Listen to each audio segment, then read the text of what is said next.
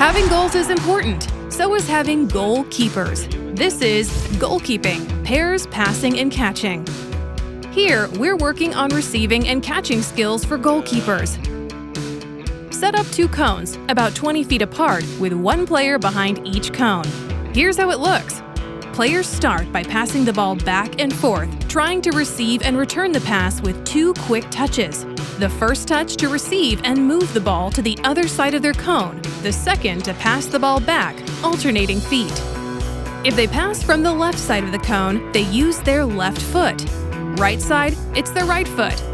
This simulates receiving back passes, which is when a teammate passes the ball to the goalie and the goalie must play the ball with their feet.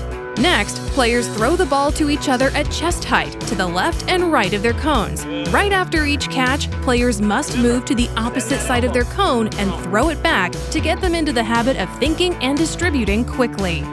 Finally, punting. Have players punt the ball to each other, with each player making a save and punting it back to their partner. This helps them develop their punting accuracy and catching skills.